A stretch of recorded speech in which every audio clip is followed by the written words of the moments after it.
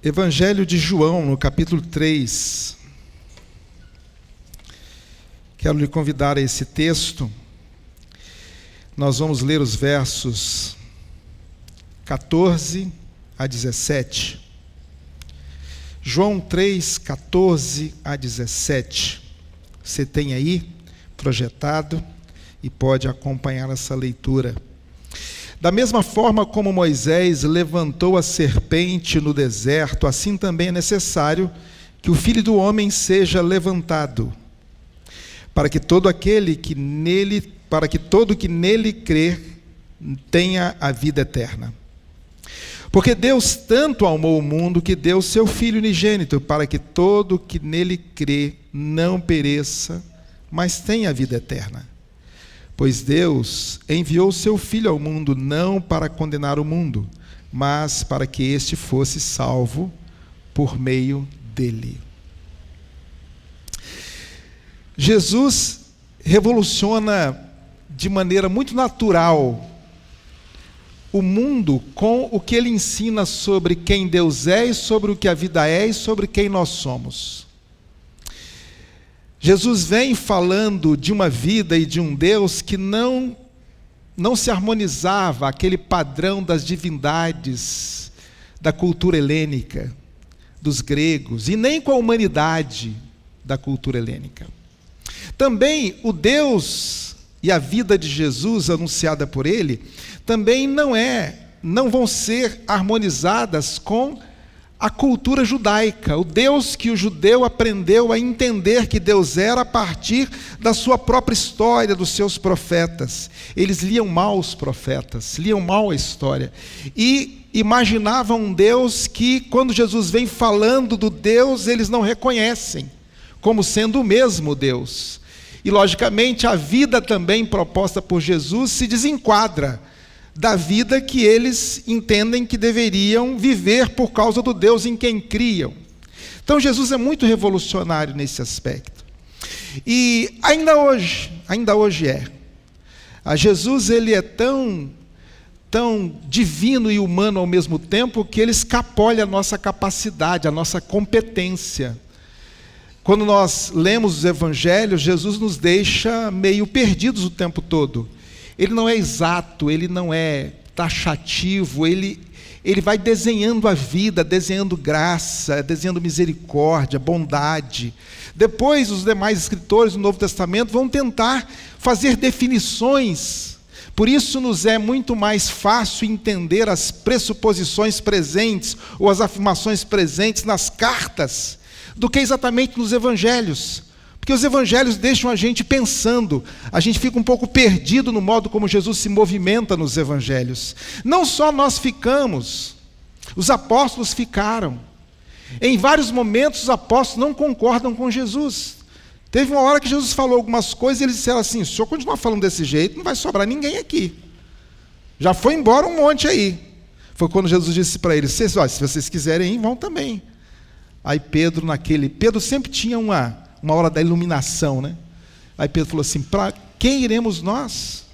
Tu tens palavras de vida eterna. Aqui nós encontramos Jesus conversando com o perito da lei, Nicodemos. E ele conversa com Nicodemos, e Nicodemos não entende nada, mas o que ele fala é muito profundo. Ele fala sobre o Espírito de Deus que se move, e é um movimento de um Espírito de Deus que a gente não pode controlar, que não necessariamente corresponde às nossas lógicas e expectativas. Ele diz isso para ele. E vai desenhando para Nicodemos o caminho que pode tornar Nicodemos alguém que nasça de novo, como ele disse para Nicodemos. Ele falou para Nicodemos: você tem que nascer de novo. Sem isso você não verá o reino de Deus.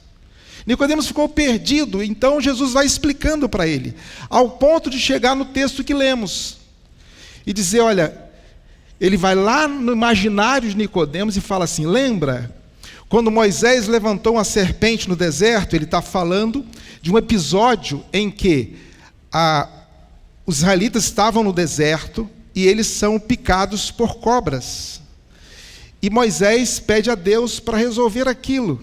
E Deus resolve de uma maneira muito inusitada, porque Deus faz assim: Faz uma cobra de metal aí, coloca numa haste, levanta. Todo mundo que olhar para ela não vai morrer. Olha que maneira inusitada como Deus vai resolver aquela situação. Mas isso fica no imaginário. E Nicodemo sabia muito bem que isso tinha acontecido. Então, Jesus vai lá naquele imaginário e fala assim: você lembra que houve um episódio que é narrado e que havia uma serpente, quem olhava para ela era curado? Veja bem, não tomou nada, não fez nada, simplesmente acreditou que se olhasse seria curado. Então, da mesma forma, importa que o Filho do Homem seja levantado, para que o homem possa responder com o mesmo ato de fé. Sabe o que significa? Que algo entre nós e Deus que acontece por um caminho único, exclusivo, a nossa disposição de crer. Porque é algo que só Deus pode fazer por nós. E que se nós tentarmos fazer alguma coisa para além de crer, nós vamos pensar, ou vamos, na verdade, ocupar o lugar de sermos protagonistas da ação de Deus. Só uma maneira de que Deus faça isso em nós, porque só Ele pode fazer, é que a gente se disponha a crer. A fé, nesse sentido, é a declaração completa da nossa incompetência. Sabe por que você acredita? Porque não pode. Se você pudesse, você faria. Mas você não pode, então você crê. Esse é o sentido. Assim como a serpente, olhada com fé, trouxe cura, agora o Filho do Homem é levantado de Jesus. E todo aquele que crê tem vida eterna. E ele continua: porque Deus amou o mundo. Agora Jesus vai dizer as razões. Sabe por que é assim? Porque Deus ama vocês. E Deus ama tanto vocês. E vocês não podem fazer caminhos para alcançar Deus. Então o que é que Deus faz?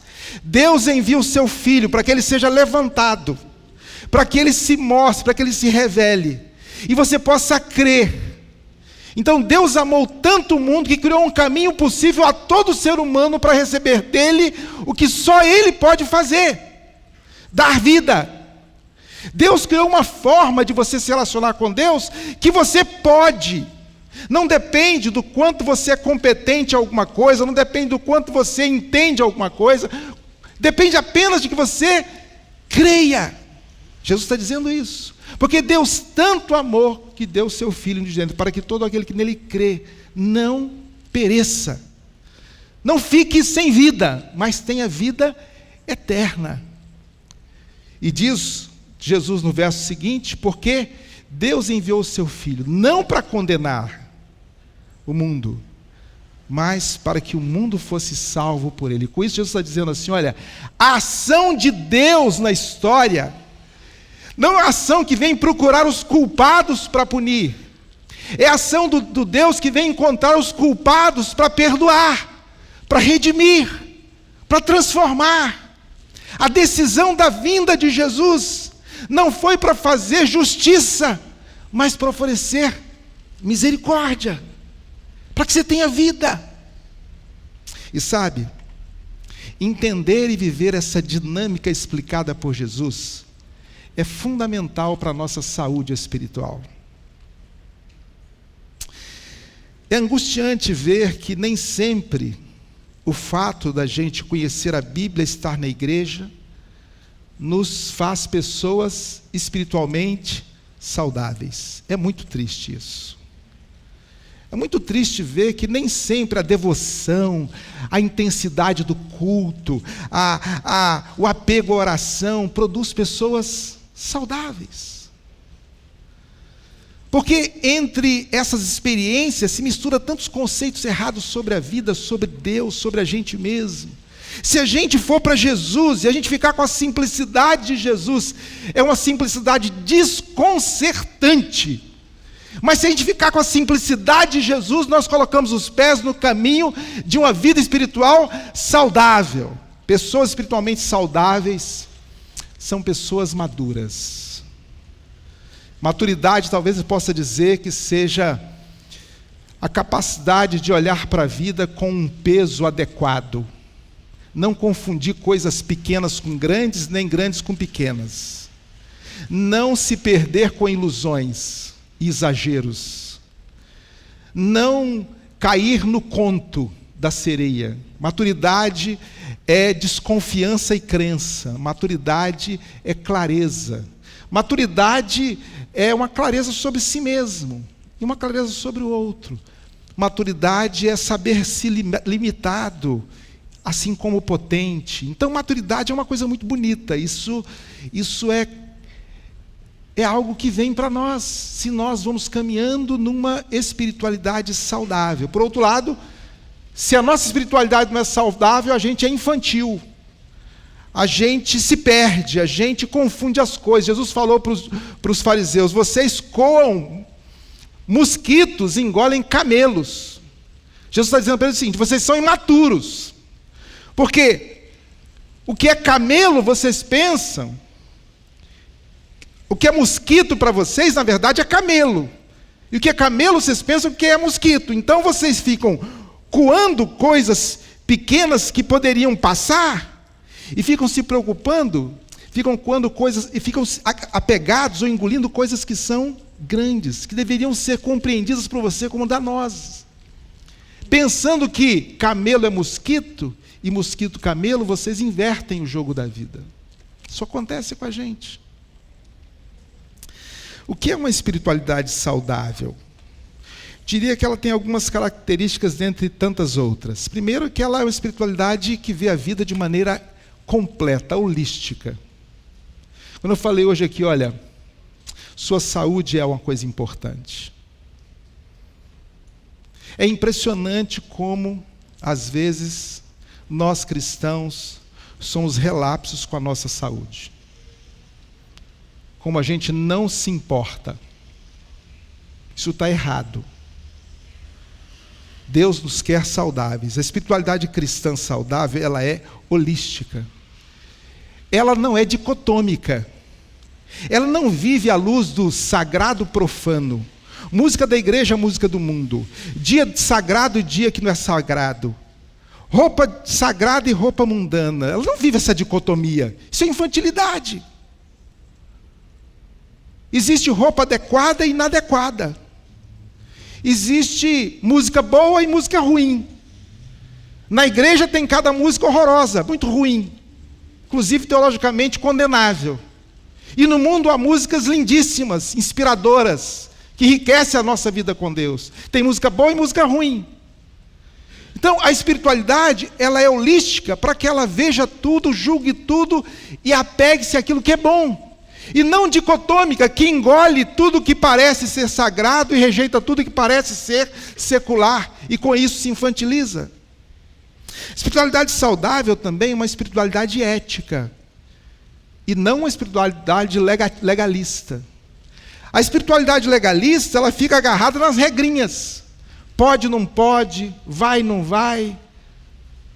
A espiritualidade ética, ela examina a vida. Cada circunstância, cada momento é diferente. Não é simplesmente um simplismo de estabelecer uma regra e pronto, acabou. Não, calma. Há situações e situações. Ela é ética, ela sofre com a vida, ela se esforça.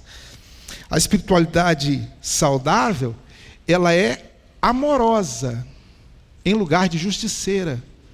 Sabe, uma coisa que me espanta hoje, dentro do cenário da fé, é um monte de justiceiro que tem, que quer punir os outros, que quer lutar com os outros, que quer ofender os outros, que não quer dar lugar aos outros. Não, a espiritualidade saudável, ela é cheia de graça, ela é amorosa, ela é boa de estar perto dela, ela enriquece a nossa vida.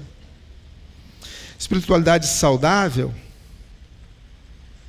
ela é adoradora e não ritualista. Ela adora. E tem tantas formas de adorar, ao invés de pensar que adorar é um rito que se pratica. Paulo disse em Coríntios, na primeira epístola, capítulo 10, verso 31, quer vocês comam, bebam ou façam qualquer coisa, façam tudo para a glória de Deus.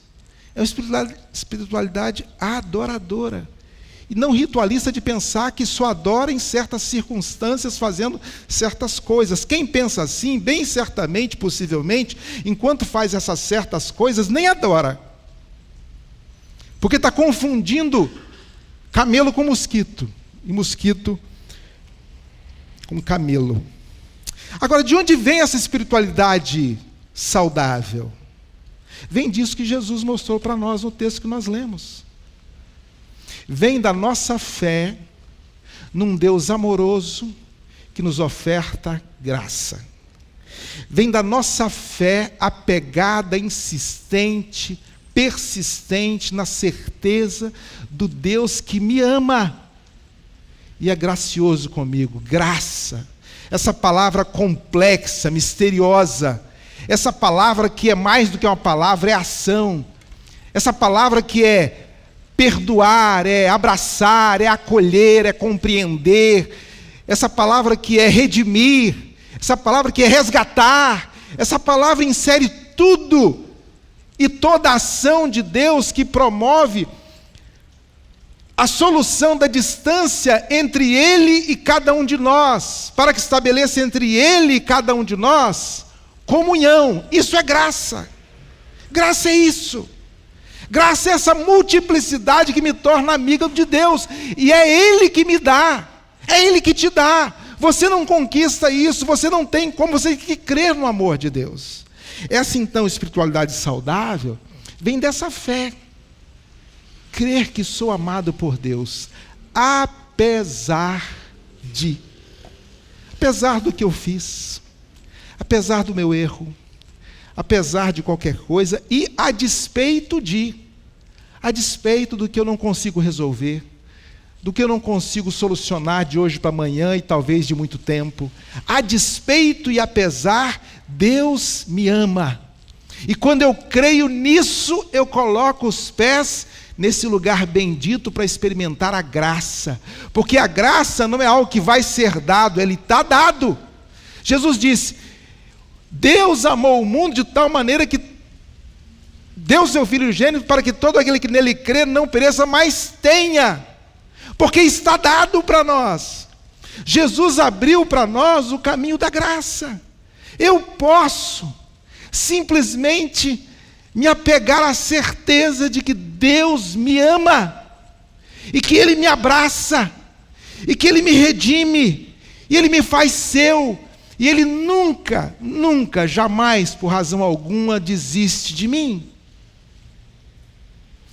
E é interessante, porque quando isso acontece, e eu recebo isso dessa forma, e eu resisto aquelas inclinações minhas de ficar, não, mas não sei, eu não fiz por onde, eu tenho culpas.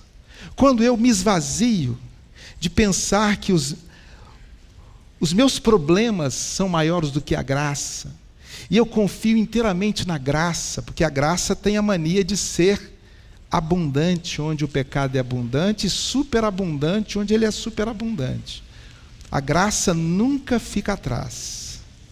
E quando eu creio assim, e recebo esse amor de Deus, esse amor produz em mim uma gratidão, que é a semente de onde vai brotar a minha espiritualidade saudável. Porque eu vou me encantar com Deus, porque eu vou perceber que é tudo Ele que faz, de que sempre eu sou o resultado do movimento dEle, do amor dEle, da bondade dEle, de que não existe 1 milímetro da minha comunhão com Ele que fui eu que produzi, que foi eu que mereci, que foi eu que conquistei. Não, não há. Tudo é dEle, mas Ele graciosamente tudo me dá. E aí, recebendo tudo isso de Deus, uma gratidão começa a me invadir e vai realçando para mim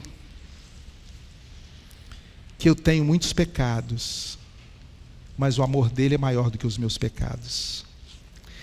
Que eu tenho muitas culpas, mas que o amor dele é maior do que as minhas culpas.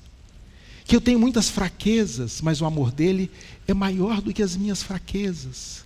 E não resta uma razão para que eu pense que entre eu e ele não pode haver comunhão, porque ele superou tudo. E aí, tendo superado tudo isso, aí algo começa a mudar em mim. aí eu começo a pretender mais escolher a bondade, mais escolher a misericórdia, mais escolher o amor, mais escolher aquilo que me faz fazer o que Deus faz comigo, mais aquilo que me leva a ser na sua vida aquilo que Deus revela que é na minha. E é assim que o que nós chamamos de santidade começa a aparecer na nossa vida. Não é de outra forma. Não, a santidade não produz intimidade com Deus. É a intimidade que Deus oferta a nós que gera santidade em nós. A santidade não me faz aceitável a Deus. É a aceitação de Deus que me santifica. E aí a minha espiritualidade de fato revela-se saudável. E aí a minha maneira de crer se revela coerente com o Evangelho de Jesus. Coerente de um jeito que não é fácil entender, porque o jeito de Jesus não é fácil entender, mas ele tem sinais característicos. Ele é amoroso, ele é gracioso, ele é misericordioso. E aqueles que andam com Jesus e são envolvidos pela graça de Jesus e por isso celebram o amor de Deus, não são as pessoas isentas e certinhas, que não tem problema, que não tem falha. São as pessoas bondosas, amorosas, misericordiosas, ainda que com o tempo elas superem falhas, elas abandonem fraquezas, mas não é isso o sinal nelas. O sinal nelas é que desde sempre, agora e já, o amor impera nos corações. A graça ocupa a vida, a bondade ocupa os lábios, o coração, a mente, e o reino de Deus se manifesta. Porque Deus amou o mundo de tal maneira que deu seu Filho, para que a gente creia. Crer em Jesus é crer que somos amados. Crer em Jesus é crer que recebemos graça. Crer em Jesus é crer que temos um Pai celeste. Esse Pai está desenhado na parábola do pródigo. E aquele pródigo sou eu. É você. O Pai nunca deixa de ser pai desse pródigo. Crer em Jesus é crer no caminho da vida que Jesus ensina com a parábola do samaritano. Crer em Jesus é entender que a festa da parábola, em que os convidados não vão, e Jesus, ou o dono da festa, manda que traga todo mundo e encha a casa, é o retrato do reino de Deus, produzido pelo coração amoroso de Deus e a atitude graciosa de Deus em nos dar vida. Ser igreja de Jesus é crer em Jesus.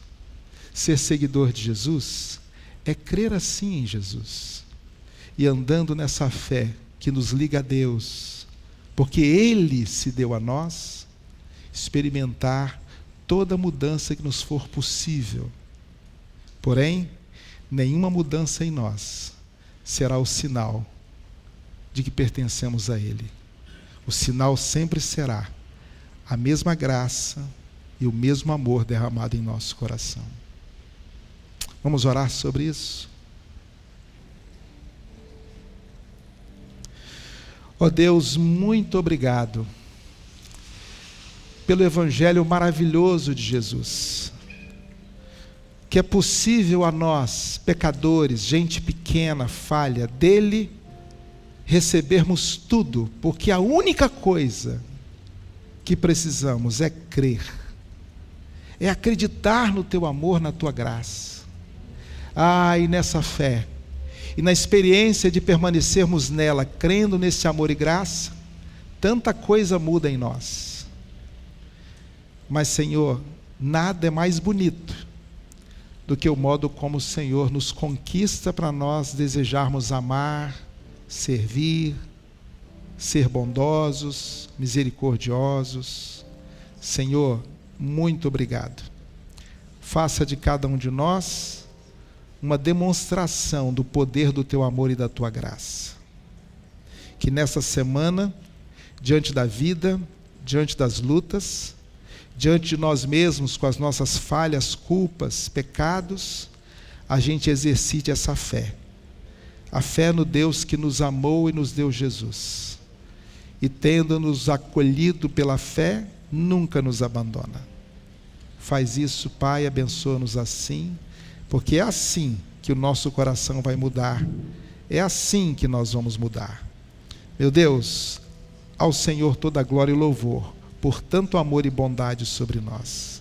Em nome de Cristo Jesus. Amém.